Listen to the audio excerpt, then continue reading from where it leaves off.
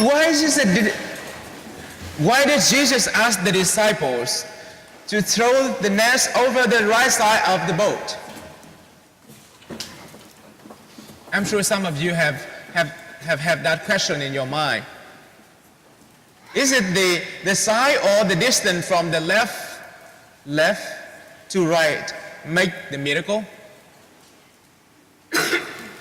The answer is neither the side nor the distance, because what matters here is not about technique of fishing. What really matters here is a calling for a total conversion of heart. It has been 3 years since Jesus called Peter, Andrew, John, and James from the shore of Galilee to follow him, to be the fishers of men. And indeed they did.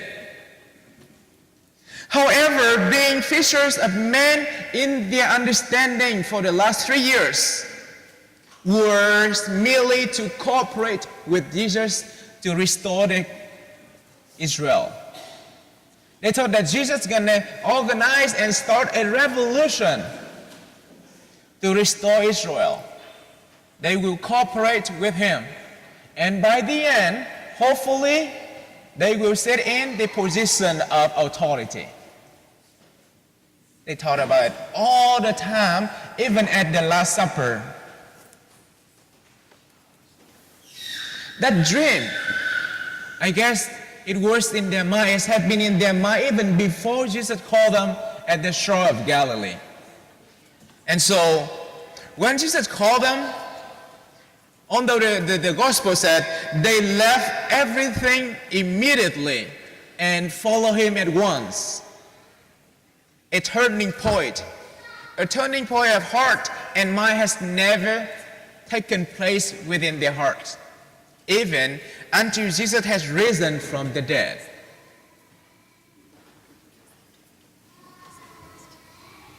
Even Peter, who has the best understandings about Jesus' mission, still stick with that expectation. A whole night casting net with no luck can be understood as Peter bitterly cursing himself, saying he has left everything to follow Jesus. But so far, nothing has turned out as he expected. Remember one time he told Jesus, "So, teacher, we have left everything to follow you. What are we going to get in return?" As a leader of the disciple, the expectation stick in his mind, in Peter's mind. And going back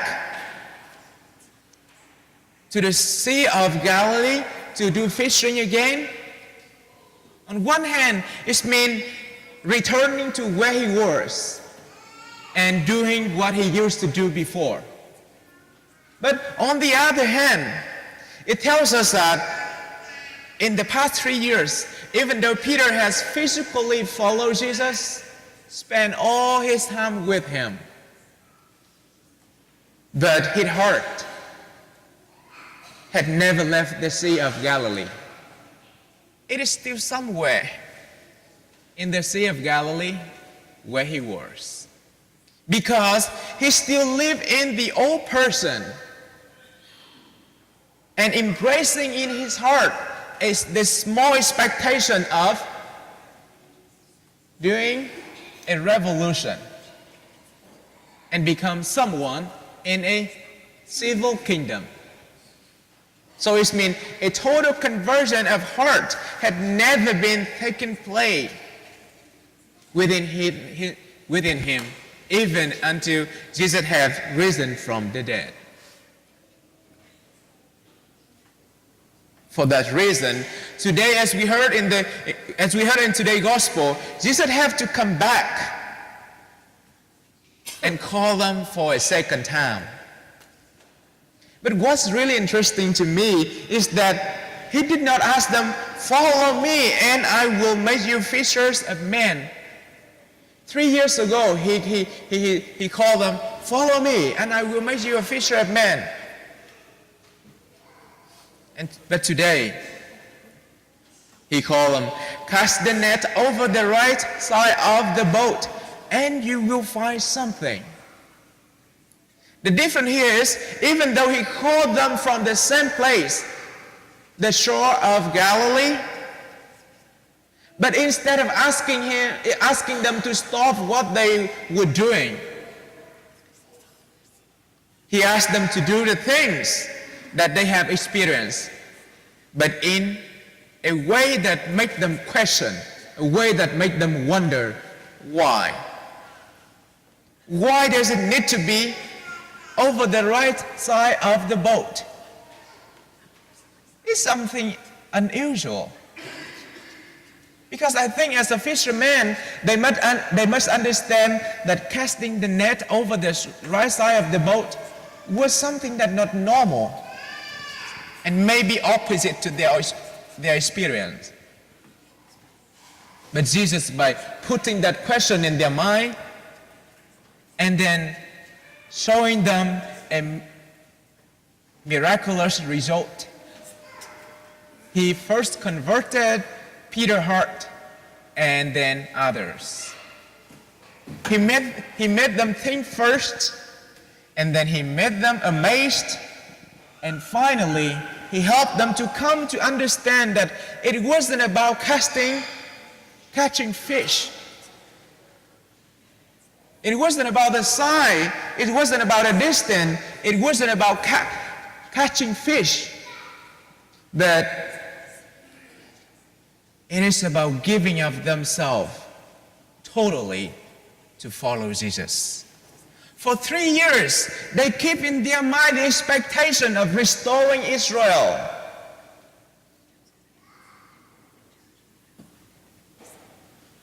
But now, Jesus wants them to come to a conversion of heart, to giving that tiny expectation, that small will, so that they can follow Jesus' will and follow the Father's plan.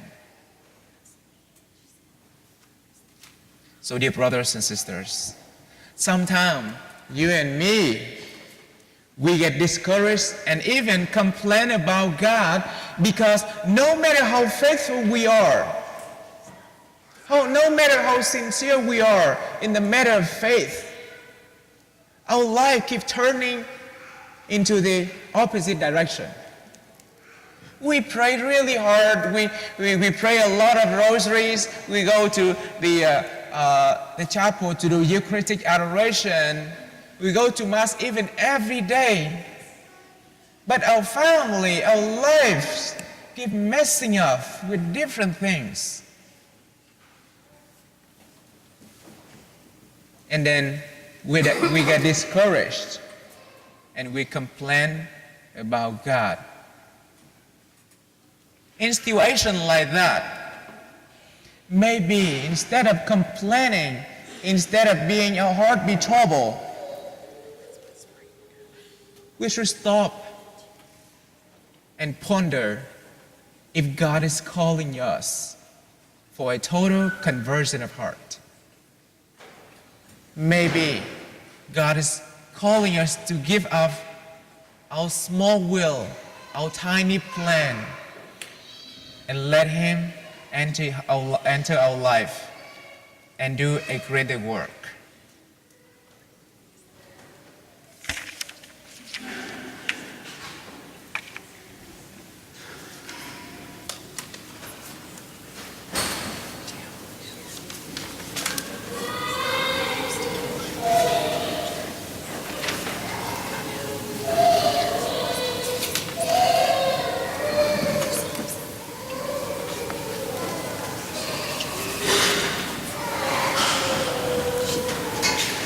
Designing to follow God's will totally, completely. Now let us together profess our one faith.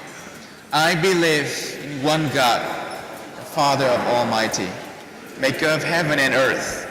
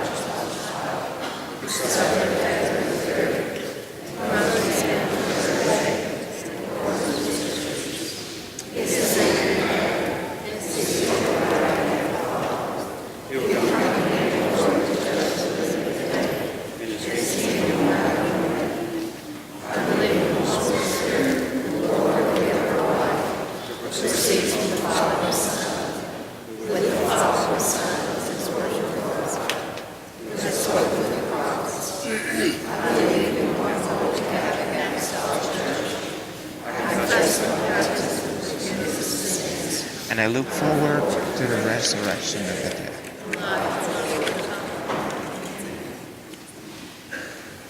On these days the Lord has made, our joy in the resurrection continues.